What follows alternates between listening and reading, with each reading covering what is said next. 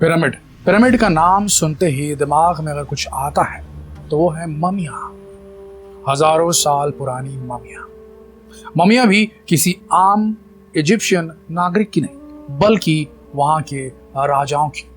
Pharaoh कहा जाता था। ये कहा जाता था कि पिरामिड्स के अंदर कुछ इस प्रकार का वातावरण रहता है कि जहां डेड बॉडीज को जब रखा जाता था उनके लिए तो वो बरियल ही थी ना, एक किस्म का कब्रगाह। जहां पर राजाओं की जब मौत होती थी तो वहां राजाओं के शवों को रख दिया जाता था, साथ में फल फूल, उनके पसंद के कपड़े, उनके पसंद के आभूषण, कभी कभार तो उनकी सवारी के लिए जो जानवर कोई पसंद करते थे उन्हीं भी रख दिया जाता था और वो कई दिनों तक फ्रेश रहते थे, ऐसा कहा था। ये बात पता कब चली? जब वैज्ञानिकों ने इन पिरामिड्स के अंदर बार्ज इन करना शुरू किया, अंदर जाना शुरू किया, उनका अलग अलग टेक्नोलॉजी से इंस्पेक्शन करना शुरू किया, तब उन्हें मालूम चला कि हर पिरामिड के अंदर टेम्परेचर ऑटोमेटिकली 20 डिग्री सेंटीग्रेड में मेंटेन रहता है। पुराने जमाने में इस प्रकार का एक ऐसा स्ट्रक्चर तय करना जिसके अंदर वातानुकूलन, एयर कंडीशन, कहने का मतलब 20 डिग्री स्पेसिफिक टेम्परेचर मेंटेन रहता है पिरामिड के अंदर। पूरे पिरामिड में इस प्रकार के चैनल्स बनाए गए हैं कि हवा का आसपास होता रहता है, हवा आर पार होती रहती है।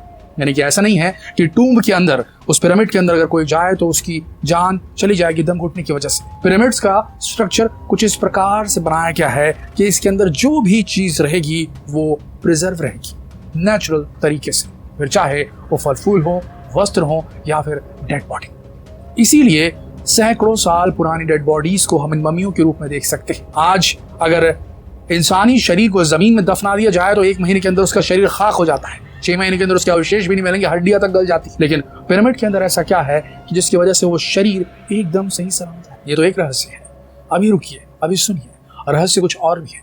अगर हम आपसे कहें आंख बंद करके एक पिरामिड का आकार बना दीजिए, ट्रायंगल बना दीजिए, एक सर्कल बना दीजिए, तो भी आपके हाथ से नहीं बन पाएगा। आपको चांदा इस्तेमाल करना पड़ेगा, आपको स्केल यूज करना पड़ेगा, आपको कोई ना कोई ज्योमेट्रिकल इक्विपमेंट यूज करना पड़ेगा। लेकिन उन इजिप्शियंस के पास, उन मिस्रवासियों के पास ऐसा क्या था जो उन्होंने जितने भी पिरामिड बनाए वो काल पुरुष तारामंडल, ओरियन जो तारामंडल हम देखते हैं आसमान में रात के वक्त, उसकी बेल्ट, उसके 3 तारों के बीच में सेट करके बनाया है उन्होंने जो पिरामिड्स बनाए।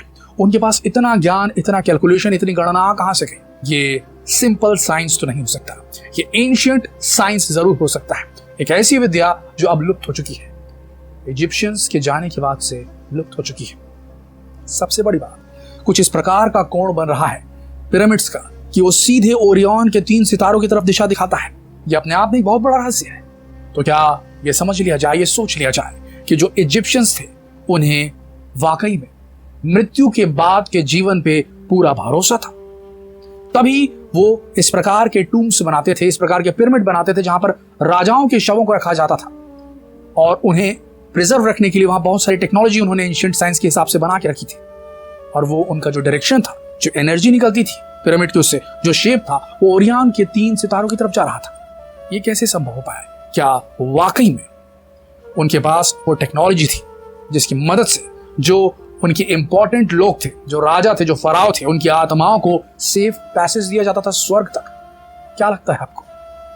और बड़ी बात बताते हैं, आपने कई टीवी चैनल्स में, डिस्कवरी चैनल में, नेशनल ज्योग्राफिक में ये जरूर सुना होगा कि इतने बड़े बड़े पत्थर, काफी सारे बड़े बड़े पत्थर जिनका वजन टनों में है, उन्हें किस प्रकार से वहां रखा गया होगा? सबसे बड़ी बात, एक सुई भी आर पार नहीं कर सकते आप उन पत्थरों के बीच में, जिन पत्थरों को एक के ऊपर एक रख करके पिरामिड की शक्ल दी गई थी। तो ऐसा कैसे किया गया होगा?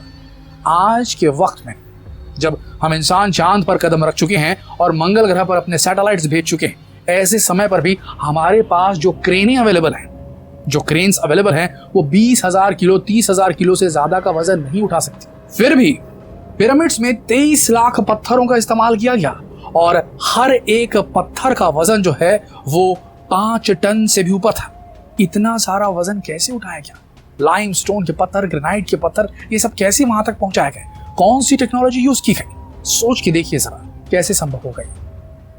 अगर आपको ऐसा लगता है कि पिरामिड्स बस ऐसे ही बना दिए गए, मकबरे बना दिए गए, जहां पर राजा लोगों का जो शव था उसे दफन करवाया जाता था। जरा दिमाग लगा के देखिए, पिरामिड्स बनाने के लिए जो वहां के राजा थे काफी सारा धन एकत्रित करते थे और लगा देते थे उसके ऊपर।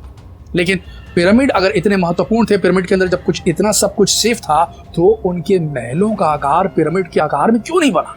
क्यों इजिप्ट में एक भी ऐसा महल नहीं है जो पिरामिड की शेप में है? क्योंकि वहां तो सब कुछ फ्रेश रहता है। तो वहां ऐसे जो महल है क्यों नहीं पाए? सिर्फ मकबरों को ही क्यों पिरामिड की शेप में बनाया गया? सीधा सीधा ये एंशिएंट एलियन टेक्नोलॉजी की ओर उंगली उठाता है।